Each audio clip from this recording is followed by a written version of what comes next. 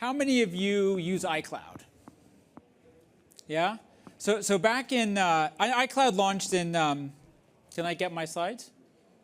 So iCloud launched in 2011. And back in 2009, Steve Jobs went to see the founders of Dropbox.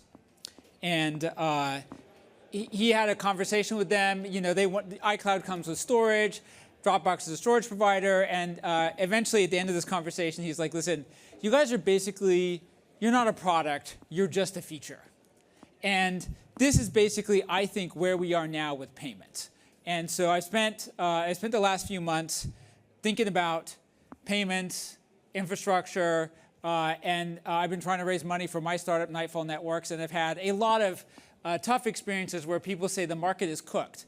And I have come to the conclusion, unfortunately, that they might be right in a lot of respects. And so it sent me back to the drawing board in terms of thinking about how I run my startup, but it's also, want to share with you a little bit of my perspective after raising money for a startup for the last couple of months, and then before that, spending 11 years as the global head of blockchain at Ernst & Young, and turning that into a billion-dollar business for EY. So what's happening, right? So three things I think are really happening that are commoditizing the whole payment space. Number one, we have new rails, right? People are excited about blockchain. We got 300 billion in stablecoins. Number two, we have regulation that basically clears the path for everybody. And number three, at long last, we don't just have blockchain capacity, we have buckets of it. We have mountains of it. And the Ethereum Foundation basically has a roadmap to 1 trillion transactions, which, by the way, doing the math, it's about 100 transactions per person per day, right? Even I can't spend money that quickly. And the consequence of that is basically absolutely collapsing transaction pricing. So for the Ethereum ecosystem, what that means is that basically per transaction pricing, revenue is down more than 98% from the peak. 98%.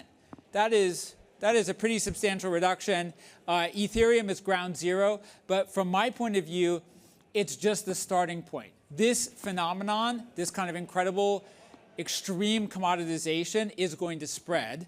And what I've had to face is that the TAM, the total addressable market that I've been thinking about for part of my business, doesn't look good, right? So I say your TAM is toast. It's really my TAM is toast, right? You're taking a business like cross-border payments. You used to get $10, $15, $20, $50 for a cross-border wire transfer.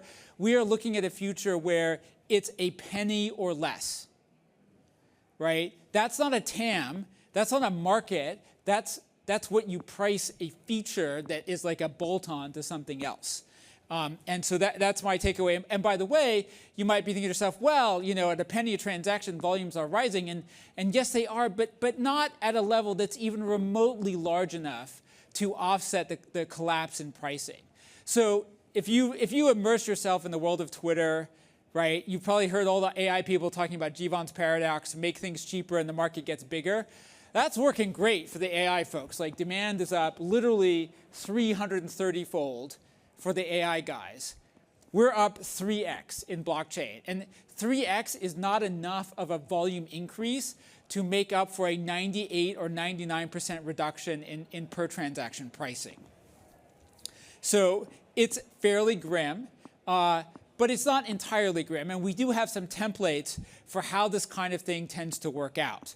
And my favorite one for this is voice telephony. So a long, long time ago, to be precise, 1983, which is when the Bell system was broken up.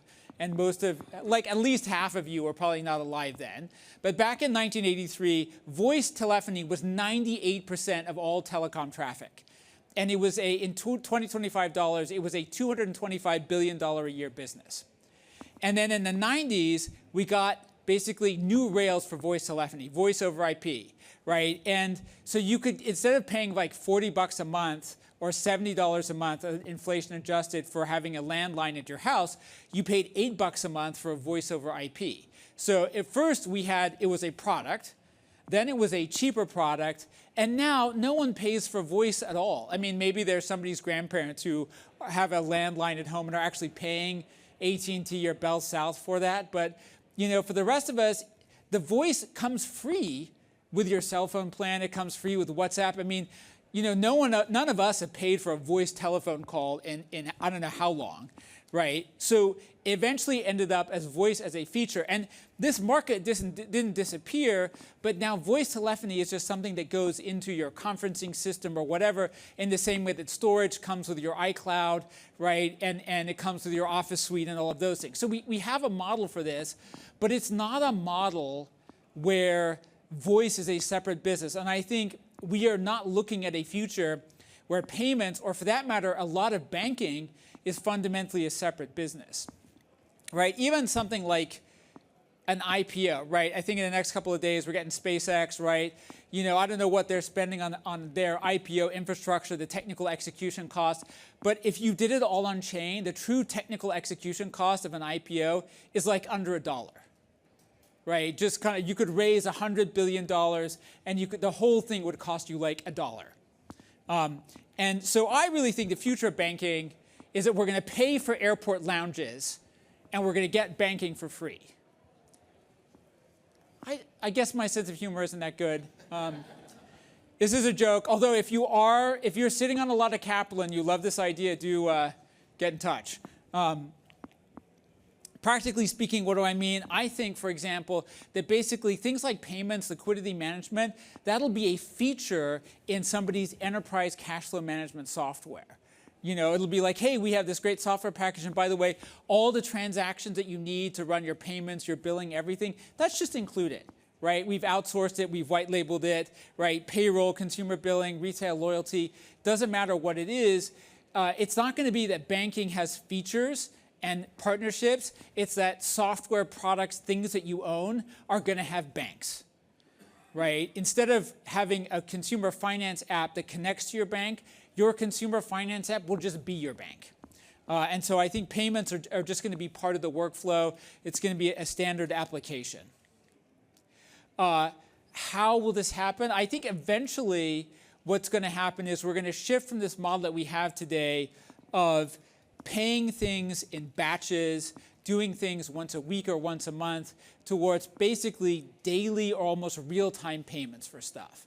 And then eventually, when we get to that point, actually our transaction volume in payments will go up like 200 or 300-fold, because we won't be doing something once a month. We'll be doing it once a day. We might, in some cases, be doing it once an hour, or in the case of machine-to-machine payments, like almost in a stream.